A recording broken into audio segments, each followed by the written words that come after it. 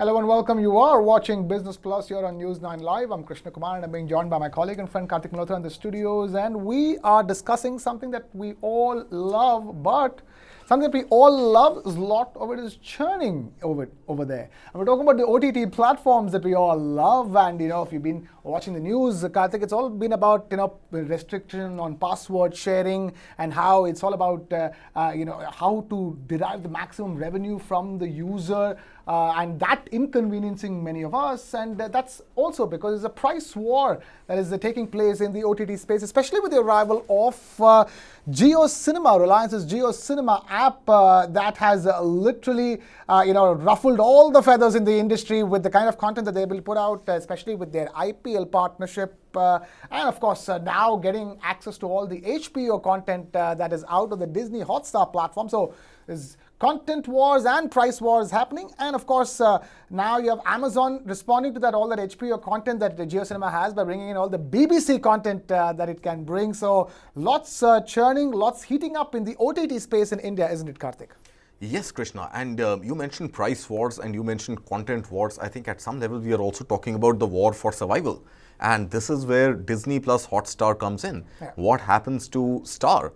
And who is going to eventually bail out Disney in the mess that it finds itself with respect to Star? And Star, of course, was previously owned by Fox, 21st Century Fox, which got bought by Disney. And all of this, I think, happened at a time when Bob Iger was exiting the company and the other Bob Chapek, was entering. And Disney transformed itself into more of a distribution company as opposed to a company which produces content. And the focus shifting and the pivot that we saw in the case of Disney resulted in these acquisitions of 21st Century Fox, in spending a lot on distribution and reaching a point that the whole operation became unsustainable, to a point that last year, in fact, from last year till now, Disney has fired as many as 7,000 people globally. Right. Its core businesses are not shaping up. They are not really releasing any new content. They haven't really been able to keep up to their creative levels and expectations that market had from them. And the whole game has now shifted purely to OTT distribution, which is a cash burn model. But not just for Disney and Hotstar, it is a cash burn model for the rest of them as well. And that is where Netflix comes in, and Netflix says, hey, stop sharing passwords. Now, that strategy worked very well in the US and in the West, in European markets, where Netflix saw an increase in revenue, about 8% or so increase in revenue, and therefore even margins. But I think the whole battle is being fought on ARPU, average revenue per user. So even though Disney plus Hotstar commands, let's say if you take India as a market, Disney plus Hotstar commands about 52 million subscriber base, as compared to Amazon Prime, which is just about 20 million or so. Jio Cinema being next at about 10 million, Netflix just at about 6 to 7 million.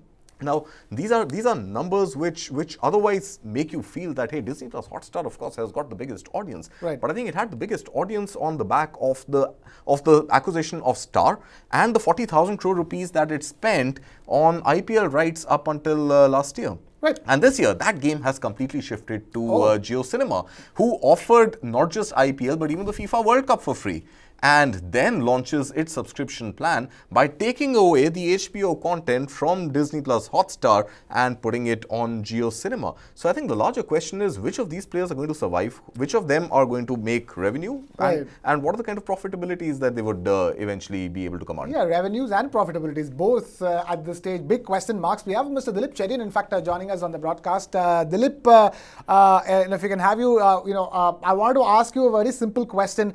Like everything else, when Reliance enters a business, it just changes the game altogether. Jio's arrival has changed so many things, and you're seeing the response already. Amazon is bringing in the BBC content in a response to all the HBO content that Jio has. But whatever said and done, that revenue per user figure needs to go up, and then, of course, profitability consequently. I think that perhaps we may be looking at the wrong metrics.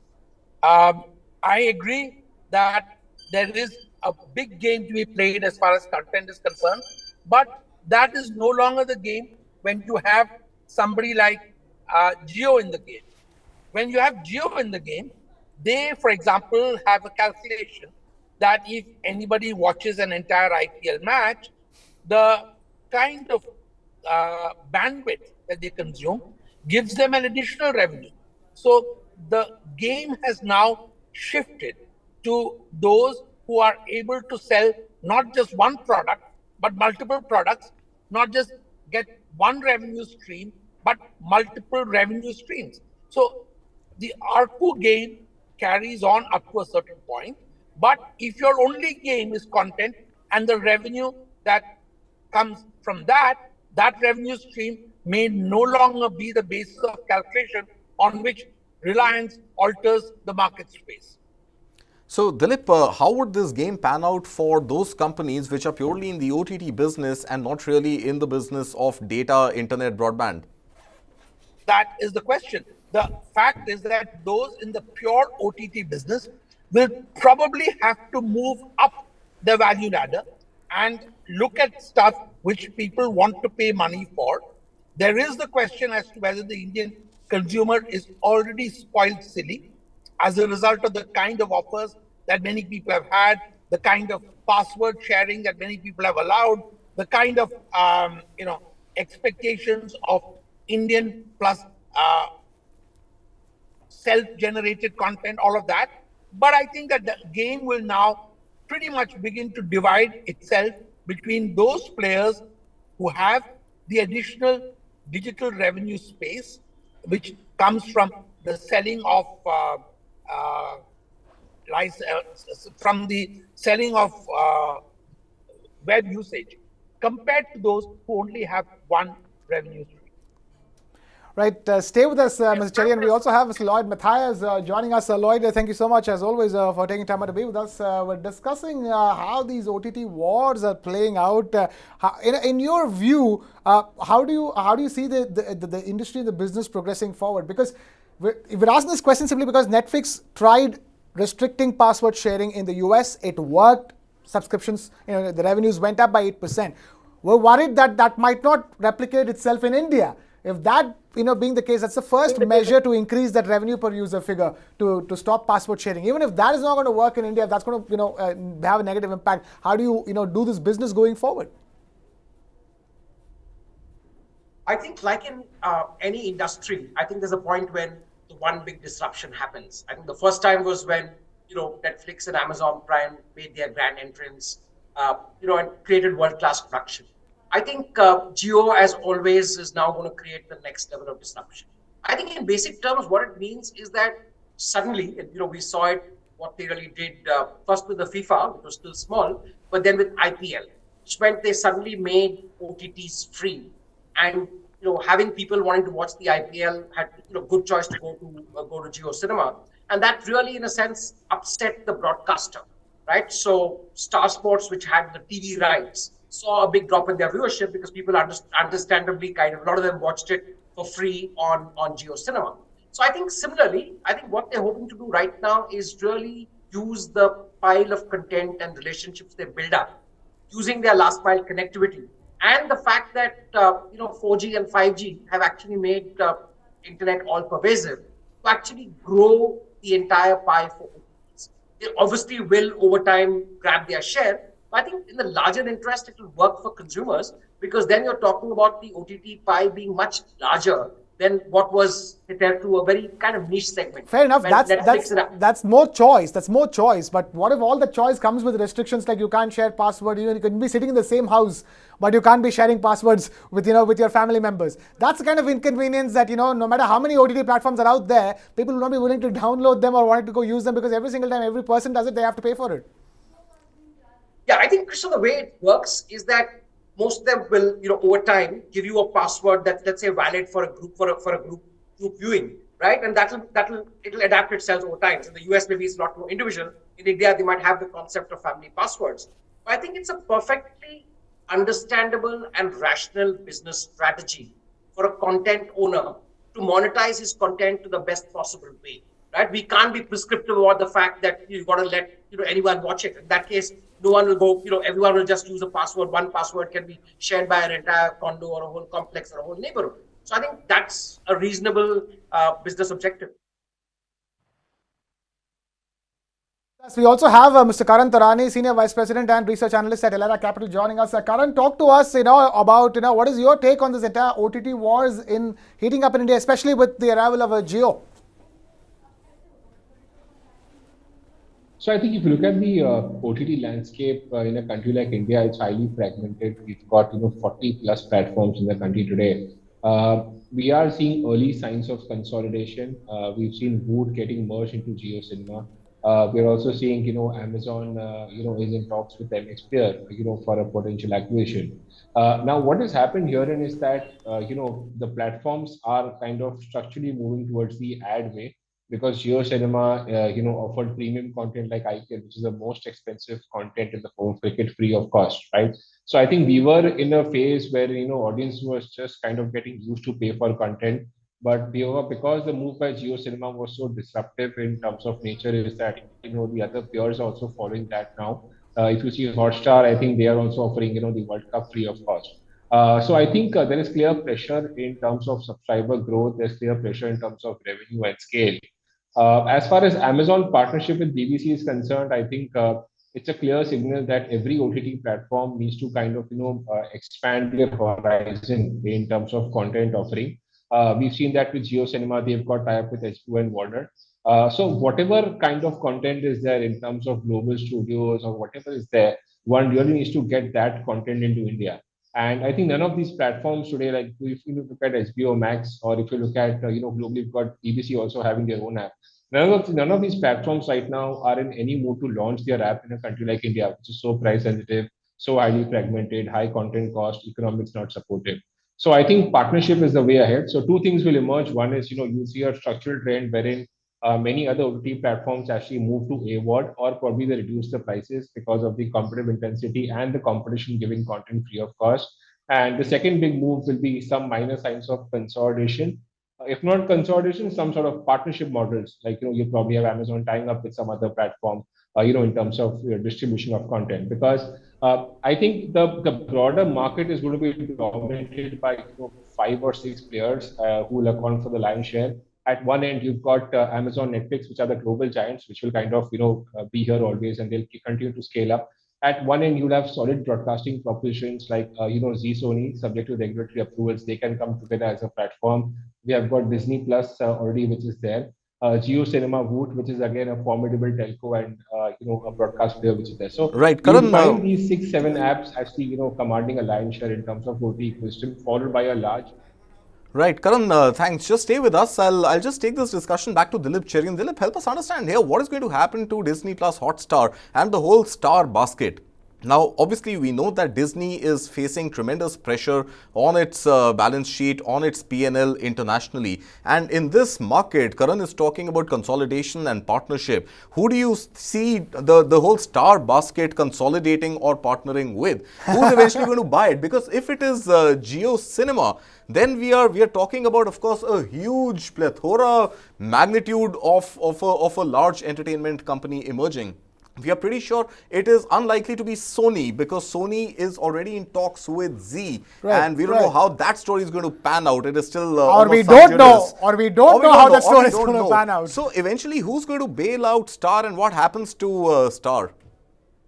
I think Karan is right that we will see two phases. One where there will be consolidation of the existing players and unlikelihood of any new players. And the second phase will see what you are positing, which is a possibility of an emergence of a behemoth. Now, whether that will pass all the regulatory frameworks is not clear.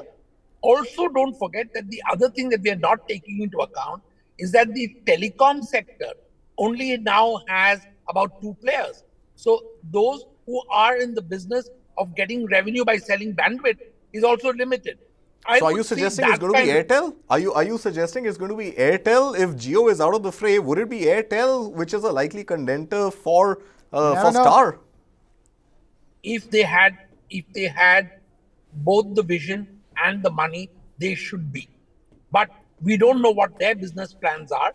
And many analysts have said that for Airtel, given the fact that their mother business could be at any point of time in jeopardy, they need to focus on that. Maybe better management advice will prevail. But what I'm saying essentially is that the kind of direction that Karan pointed out is the direction we should be looking for the next round of action in. Consolidation first before some gigantic behemoth emerges. Okay, Lloyd, consolidation seems to be the flavor here right now. Both Karan and Dilip talking about consolidation, and we are talking about telcos, and we are talking about service providers in the ISP internet space. There were also rumors about Tata Play likely to be a contender to pick up Star. Do you think that is too far-fetched, or is it in the realm of possibility? Difficult to speculate on Star's future, and there are various things up in the air. The little point of disagreement I have with what Karan said is that I do agree that we are in a phase of consolidation. I do agree that a couple of big global players will hold on, Amazon Prime and Netflix, obviously. And of course, there'll be 3 or 4 mega players. I also believe that the future of OTT is going to be a range of small, niche, micro channels. Because to an extent, once internet penetration is all pervasive with 5G, and once you're talking about 500 to 600 people who can afford or who can get onto OTT, there'll be a lot of people following small passion-led OTTs. There could be one for car lovers, there could be one Haryanvi channel. So I think with language, with geography, with interest passions, I think there could be a whole long tail of OTT channels that could still be very viable. So while I do agree there'll be consolidation at the top end, there will be, let's say, 3 or 4 mega players, I think there's enough room for a lot of smaller players to continue in, in the OTT. Okay, before we come back to Karan, Dilip, I know you are on a timer, so I'll take your last question to you right now, and we'll continue with the discussion. One piece of advice to Bob Iger, who finds himself in very troubled waters as an image guru, as a management guru. What is your piece of advice to Bob Iger? What should he focus on? Content creation, content distribution, or diversify into internet services? Diversify into internet services without a doubt. Tie up with Elon Musk and see whether Starlink is the answer. All right. Oh, it's fascinating. Starlink as the answer to OTT. Yeah. Okay, that combination is interesting. Starlink plus Bob Iger Yes. and Disney Star. That's a great. And Star and Starlink also have a sort of wordplay That- attached. Yeah, to it, right? there you go. Okay, if wishes were Thank you. horses, as I say, if wishes were horses, I'm at this stage. But Dilip Cherian, thank you so much for taking time out to be with us on the Thank discussion. you. Let me take this back to Mr. Karan Taurani, who continues to be with us. Karan, talk to us. Okay, consolidation, right? Who do you see emerging as the winner? Eventually. So if you look at the OTT market broadly, as I told you, the market is going to go 2 ways. One is SVOD, which is global giants like Netflix, Amazon, which are pure SVOD players. Other way is going to be the free, which is Jio Cinema and the other OTT apps which are there. And then there is premium, which are broadcast OTT giants which are there. Obviously, one can't forget YouTube. So if you add that into the video OTT market, YouTube actually has got a lion's share. They command anywhere close to about 65 to 70% of the overall video advertising market as a whole.